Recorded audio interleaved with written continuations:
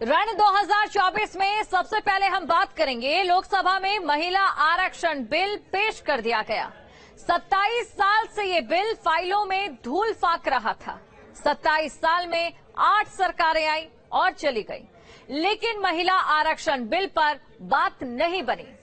लेकिन पीएम मोदी ने ये प्रण किया कि महिलाओं को आरक्षण मिलना चाहिए। इस विधेयक का लक्ष्य लोकसभा और विधानसभाओं में महिलाओं की भागीदारी का विस्तार करने का है।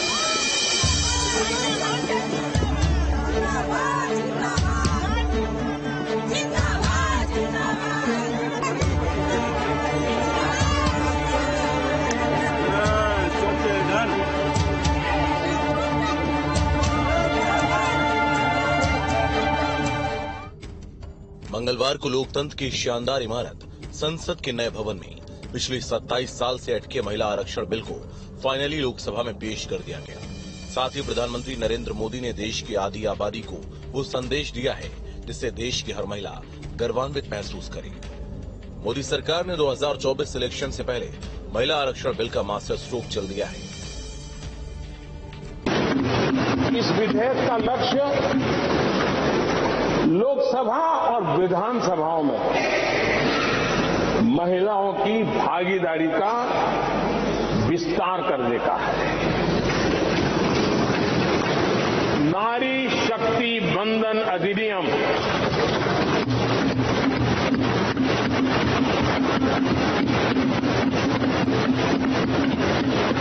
नारी शक्ति बंधन अधिनियम इसके माध्यम से हमारा लोकतंत्र और मजबूत होगा। मैं देश की माताओं, बहनों, बेटियों को नारी शक्ति बंधन अधिनियम के लिए बहुत बहुत बधाई दूंगा।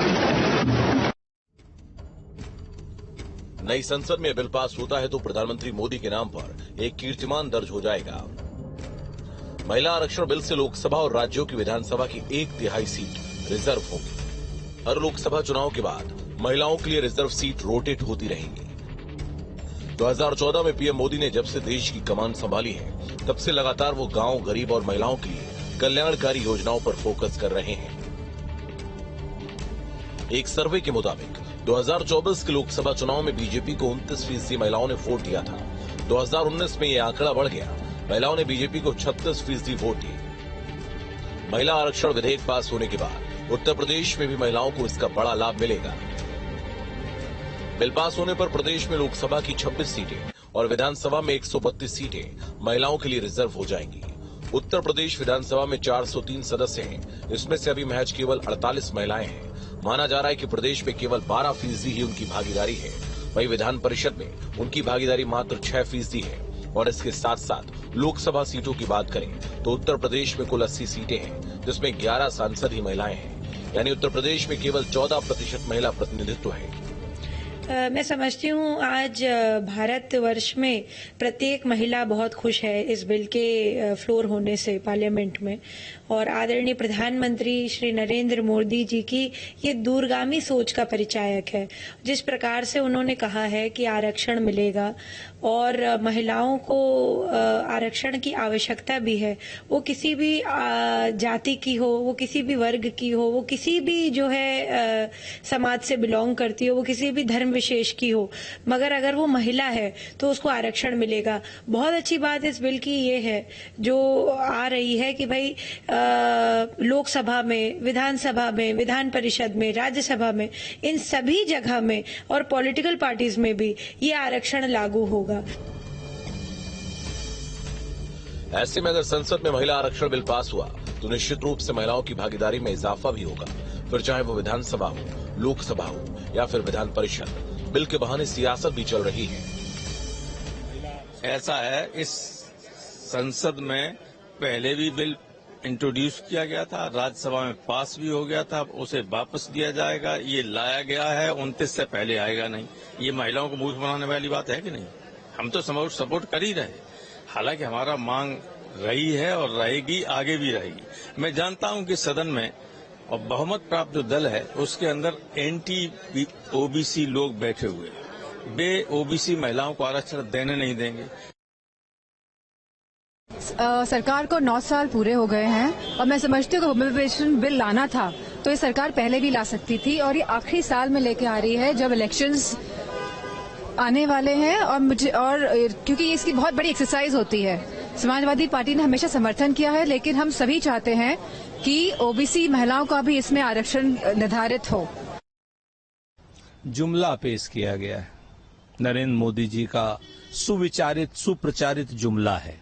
आप देखिए, अगर उस बिल को पढ़िए तो लिखा है कि साहब जब तक सेंसस नहीं होगा उसके बाद वो लागू होगा। अभी 2021 का सेंसस नहीं हुआ है, तो यानी 2024 में तो महिला आरक्षण हो नहीं सकता। हमारी तो मांग है तुरंत महिला आरक्षण बिल पास किया जाए। जो हमने पास ऑलरेडी कर रखा है राज्यसभा से, वो लोकसभा में पास करवा दीजिए। दिक्कत क्या है मोदी जी?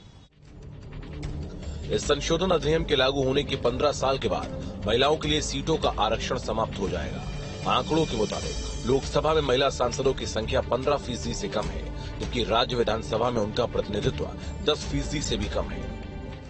देखिए, यूपी में अभी तक जिस तरह की महिला सीटों का आरक्षण स्थानीय निकाय चुनाव में देखा गया है या पंचायत चुनाव में देखा गया है, वहां पर ये तो है कि ग्राम प्रधान या इस तरह के प्रतिनिधियों की संख्या तो बढ़ी, लेकिन शायद केवल खानापूरी करने की वजह से जो स्थापित राजनीतिक परिवार थे उन्हीं की महिलाओं को सामने करके आरक्षित सीटों पर उनसे चुनाव लड़वाकर और उन सीटों को एक परिवार या कुछ लोगों तक ही सीमित रखा गया। अब चूंकि जो आरक्षण का दायरा है वो कहीं ज्यादा व्यापक होगा, तो मुझे लगता है ये जो एक परंपरा जैसी बन गई थी ये टूटेगी और जो गैर राजनीतिक परिवारों की महिलाएं हैं उनको भी अब मौका मिलेगा। इससे मुझे लगता है जो महिलाओं के मुद्दे हैं उनकी सुरक्षा को लेके, उनके एम्पावरमेंट को लेके, इस पे कहीं ज्यादा खुले तौर पे बात होगी। इसके साथ ही 2019 में लोकसभा में कुल 78 महिला सांसद चुनाव जीतकर आई थी, जिसमें सबसे ज्यादा 42 महिला सांसद बीजेपी से हैं, जो बताता है कि महिलाओं को लेकर पीएम मोदी की सोच कितनी ऊंची है। और अगर महिला आरक्षण बिल पास हो जाता है तो ये सोच और व्यापक रूप लेगी। Team news state.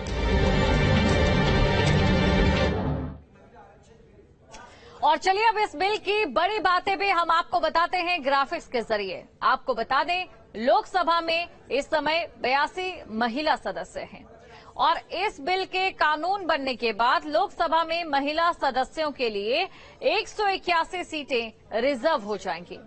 इस बिल में संविधान के अनुच्छेद 239 ए के तहत राजधानी दिल्ली के विधानसभा में भी महिलाओं को 33% आरक्षण दिया गया है।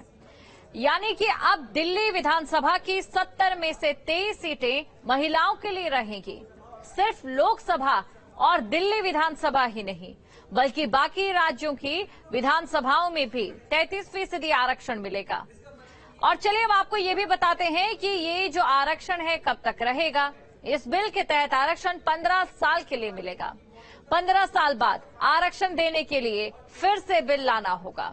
एससी एसटी महिलाओं के लिए भी इसमें क्या खास है वो भी आपको बता देते हैं। एससी एसटी महिलाओं को अलग से आरक्षण नहीं दिया जाएगा। आरक्षण की ये व्यवस्था आरक्षण के भीतर ही की गई है। यानी कि लोकसभा और विधानसभाओं में जितनी सीटें एससी एसटी वर्ग के लिए आरक्षित हैं, उन्हीं में से 33% सीटें महिलाओं के लिए होगी। और इसे ऐसे समझाते हैं आपको कि इस समय लोकसभा में 84 सीटें एससी और 47 सीटें एसटी के लिए आरक्षित है। बिल के कानून बनने के बाद 84 एससी सीटों में से 28 सीटें एससी महिलाओं के लिए रिजर्व होंगी। इसी तरह 47 एसटी सीटों में से 16 एसटी महिलाओं के लिए होंगी। ओबीसी महिलाओं के लिए भी क्या है इसमें, ये आपको बता देते हैं। लोकसभा में ओबीसी वर्ग के लिए आरक्षण की व्यवस्था नहीं है। एससी एसटी की आरक्षित सीटों को हटा देने के बाद लोकसभा में 412 सीटें बचती हैं। इन सीटों पर ही सामान्य के साथ साथ ओबीसी के उम्मीदवार भी लड़ते हैं। इस हिसाब से 137 सीटें सामान्य और ओबीसी वर्ग के लिए महिलाओं के लिए होंगी। क्या अनारक्षित सीटों पर नहीं लड़ सकेंगी महिलाएं? ये सवाल भी है। ऐसा नहीं है। जो सीटें महिलाओं के लिए आरक्षित नहीं होंगी वहां से भी महिलाएं चुनाव लड़ सकती हैं। इस बिल को इसलिए लाया गया ताकि लोकसभा और विधानसभा में महिलाओं की भागीदारी बढ़ सके। बिल के कानून बनने के बाद लोकसभा में 181 सदस्य महिलाएं होंगी। इस समय सिर्फ 82 महिला सांसद ही हैं, लेकिन अगली बार से महिला सांसदों की संख्या कम से कम 181 तो होगी ही। राज्यसभा में क्या आरक्षण नहीं मिलेगा, ये भी एक सवाल है। तो ऐसा नहीं, राज्यसभा और जिन राज्यों में विधान परिषद की व्यवस्था है वहां महिला आरक्षण लागू नहीं होगा। अगर ये बिल कानून बनता है तो ये सिर्फ लोकसभा और विधानसभाओं पर ही लागू होगा। और एक और सवाल है कि कब से ये बिल लागू होगा। अगर ये बिल कानून बन भी गया तो भी अभी इसे लागू होने में समय लगेगा।